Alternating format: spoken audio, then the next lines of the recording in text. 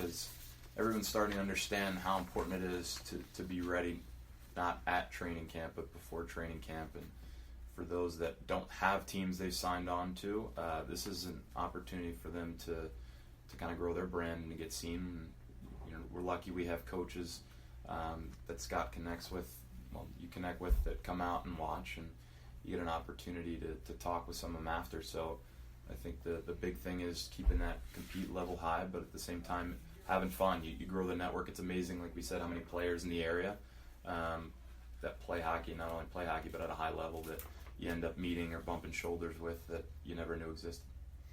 I think a big key has been the buy-in from Coach Dawes, Dominic Dawes with Stevenson. He kind of supported this last year because it's an avenue for his kids to play, keep their legs under them and play at a high pace before they get into their off-season training. They've been great. We have 8 or 9 or more Stevenson players out every week. And Coach Dawes actually is going to come out and start looking at some of the games because the talent level's high. And, he's always looking for he likes having a local kid on his team, and he has holes to fill. That's been great. We've had junior coaches from Philly come down and literally offer guys contracts right out of the game. So that's kind of the goal, is to get it exposed and get kids, get guys to come down here and see the talent instead of having to always send our kids up to New England to see the talent. Real briefly, just to wrap up what happened in our league last year, the Sunday Elite Hockey League. The regular season got underway. It was week 4. We mentioned earlier about Joe's Flow suffered an 8-6 loss to the Saucers. It was a very competitive game. It was tied going into the third period. The Saucers had 3 quick goals in the third, with the game winner from Graydon Joyce from the Hagerstown Bulldogs. Justin Stelzer from Stevenson had a couple goals in the game. Griffin Long, University of Rhode Island, ACHA Division I player, with 4 assists. My son Devin had a goal and an assist. And Patrick Fitzgerald, who's going to U.S. National Camp at the 18U level, had a goal and assist. 7 different players scored for the Saucers. And for Joe's team, the Flow, Bryce Montgomery, who played both games of the doubleheader, sort of like you. You played half the doubleheader, but you coached half. Bryce had 2 goals in that game. Earlier in the Grinders 9-6 win over the Hosers, Bryce had a goal and 2 assists. Coach Joe Vanakis with a late goal and an assist to lead a rally. His team was down 8-1 and came back to cut it to 8-6 at one point. Will Rosen with a goal and assist for the Flow. Ryan Patrick of Stevenson, hat trick for the Grinders. Andrew Kurpov played for the Islanders Hockey Club NCDC team last year. 2 goals and an assist. And Houston Wilson from Stevenson, a goal and 3 assists. We'll be back at it next week at Reisterstown. Games at 4:15 and 6 p.m. every Sunday from now until mid-August. And after 1 week, the Grinders 1-0, Saucers 1-0, Hosers and Flow 0-1. Talked a little bit about the talent level, guys, in the area and in that game. Recently, the NAHL draft took place. I think there were 7 local players drafted this year, which is pretty amazing because I think the year Devin was drafted, we he was the only kid from the area, I think, that got drafted, and that was just 2-3 years ago. And if you look at some of the kids, we'll zip through this. We got to get you guys on the ice, but Jack Brackett was a top pick, first rounder. He's played with the Boston Bandits in the NCDC the last 2 years, played at Ashburn as a D1 commit to RPI, and also played 5 games in the USHL this year. Jack was the biggest name. But some other kids, Cullen Rush by the Austin Bruins, Trent Denuccio, who had a big year in the NCDC with New Hampshire in the 3rd round by Springfield. Drew Laurenchak, who actually centered my son's line at South Shore this year, would play with the Little Caps, was a 5th round pick. So, if you look at these guys, some of these guys came from prep school. Some of these guys went up to Canada and then came back and got drafted. Guys, you guys took different paths to your hockey careers. We'll talk to Mike and Dave Bondra later about your paths. What does it say that kids from this area have so many options now to follow their dreams? I'd say before it used to be you had to go to prep school. There was no real competition down here. So, even I was looking at going to prep school, gunnery. But now there's so many different outlets that you can go anywhere in the country. You can go to Canada. You can still go to prep school. It's still a good option. But, even the hockey around here has grown. My closest home game, or my closest away game as a kid was, 3.5 hours away. And now you can, there's 2 or 3 different teams in Maryland alone. There's teams in Philly. There's teams in Virginia. So, I think it definitely shows how much hockey's grown in the area. And it's definitely been a good outlet for people who want to move on to the next level. Yeah, it's amazing the number of opportunities, which is good and bad because there's great opportunities now and there's really a lot of money grabs. And that's something we'll get into in another edition of the podcast. Zipping through real quick, we'll get you guys out on the ice right after this for our workout. But Stanley Cup, we have a Game 7 coming up. I want to get some feedback. What do you think, Coach Joe? Who's going to take it this year? Blues 3-2 overtime. I want the Blues to win. I don't know. I think Boston has a lot of vets who've won a cup before and who have been there. I think the Blues only have one guy who's ever played in the Stanley Cup final before this series. So I'm hoping for the Blues to win. Hopefully they can bring the energy that they usually do after losses. But I think my mind is telling me Boston's going to win. I'm going to say 3-1. I hate to do it, but I think Boston's going to do it too. I think one thing I've learned as a Caps fan for 40 years is if you don't close it out at home when you have a chance, you're pretty much screwed. And I think Boston's going to have an advantage in goal, which is always big in those games. But I think it's going to be a one goal, let's say 3-2 Boston. No OT, though. Well, thanks, guys, for intro in the show. We got a great show this week. We're going to be talking to Bryce Montgomery next, and then later on we'll bring Mike Chen back with David Bondra to talk a little bit about their pro careers. Thanks for having us. Thank you. Okay, we're back on the DMV Hockey Podcast, joined by Coach Joe Vanakis and our special guest, Bryce Montgomery. Bryce recently played for DeMatha, Team Maryland, moved on to Cushing Academy, and had some big news recently when he signed a contract with the London Knights of the OHL. We're here to talk a little bit with Bryce about his path, where he's been, where he's going, and his future. Bryce, welcome. Yeah, thanks for having me. Appreciate it. Thanks for joining us, and thanks for playing. He played in the Sunday Night League this week. Your first time here. What did you think? It was awesome. Fun hockey all around. A good group of guys everywhere, and it was just fun. Having fun playing hockey with the DMV.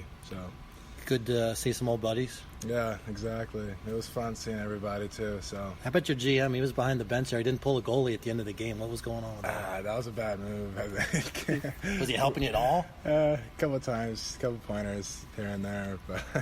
On the record, thanks, Bryce, for coming out. But I was actually finishing my sub, so I didn't have the opportunity to make any maneuvers. He was eating the sandwich. Coach Joe did play in the first game, as did Bryce. He played the doubleheader today. Yeah. Not easily accomplished in hockey. One sport playing two is a little more difficult. So how are things going for you? I mean, a lot of big news here in the last 6 weeks or so. How are things going? Everything's going great right now. Of course, it's still a progression. I'm still training, working to get better every day here. So I can never relax with hockey. You got to keep getting better at it every day. So what types of things that, obviously you're on the ice training, but what other types of things are you working at this point? A crucial part for me, again, is stretching and keeping your mobility throughout your body. For me, stretching changed my game. It's just a component to stretching that just gives you so much lightness in your skating ability. And even with your head mobility, quicker transitions, movement, stride, all of that just is from stretching. And that's a big part of the game and my game too. But of course, nutrition as well. Eating right, eating well. You don't want to eat all that bad stuff either. And it's the simple stuff off the ice that transitions to the game. So I imagine your size is a blessing because it helps you get seen. You've probably been picked out of a crowd many times on the ice by scouts, but also presents challenges for a defenseman. Mobility-wise, how does the stretching you feel like with the level that you've had to get to in the last year or so? How has that helped you? Yeah, keeping up with those small guys who can move really quick, it helps tremendously. Like, I think that plays a huge component with it. Stretching, that's gotten me faster personally. Stretching and keeping up with those faster players, and then transitions, moving up the ice quicker as well. So, I think everybody should try some stretching in any way to see how it works. So I feel like that's the most slept on component of hockey, just flexibility. I think if more players tried stretching, it would help their game a lot. So that's just a little tip for me. But so your path, you started here. We were just talking a little bit before we came on about your career started at Bowie as a mite. Right. Let's go a little bit through your progression from Bowie and to where you are now. Just briefly kind of outline for everybody so they can have an idea of the path you've taken to this point. For me, my whole playing career is just a progression. I've been on a different team about every single year. So I started Bowie, so had fun there. I moved on to Metro the next year, played a fun year at Piney with Gary Kremen. Then after that, I moved to Montgomery Blue Devils. Had another awesome season playing with them.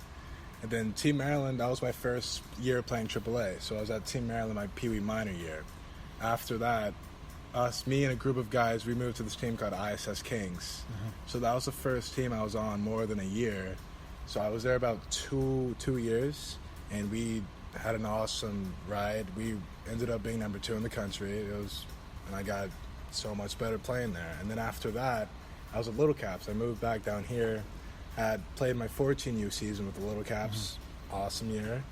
And then back to Team Maryland. So that was last season, actually. So I played with the 16U team. Right.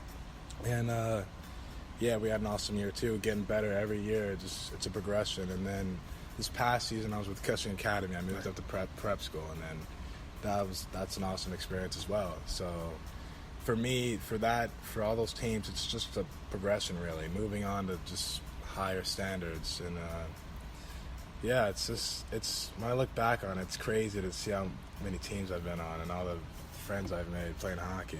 So when you come back and you see all the guys out here, I mean, I think we have more good players in the area than ever. Of course. But I think even more so, we're trying to give those kids a chance to get where you're going, to show them the different options to keep playing.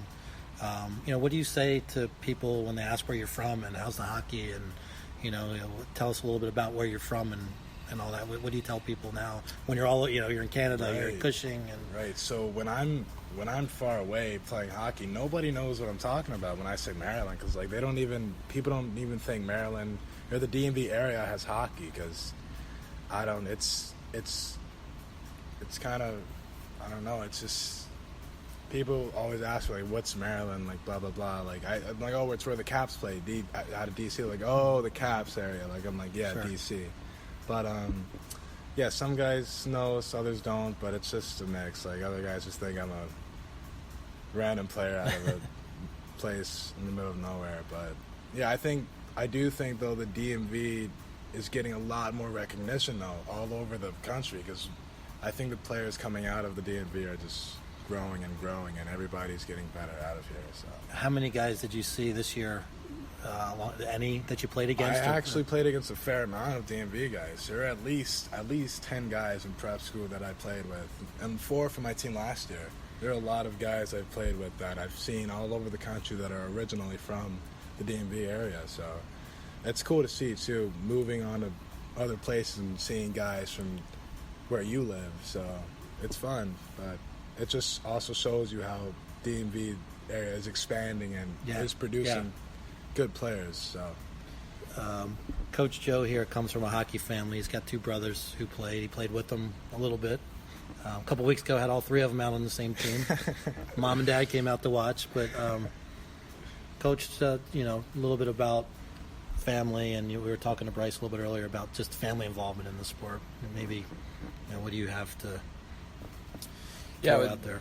Yeah, I would say we had talked about this, like Scott said before, but having parents that played NCAA sports, your dad played at St. Mary's in Minnesota, and then your mom played at Berkeley, where she was quite the basketball player. How have they helped you in your career and making decisions and giving you guidance? Honestly, their athletic background helps a lot, but just them being there for me is just, that's the reason why I'm here today. Honestly, it's without supporters, parents or guardians or whatever, I don't think you can really move on without them. You can, but they're of course a tremendous help to me and my brother as well. They've taught me so many things with the game, and not just the game, just life beyond the game, but just little athletic tips as well.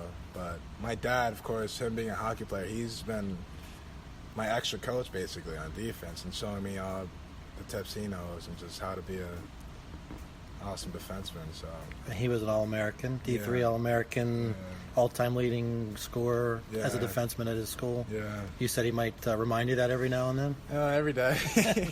Yeah, he likes to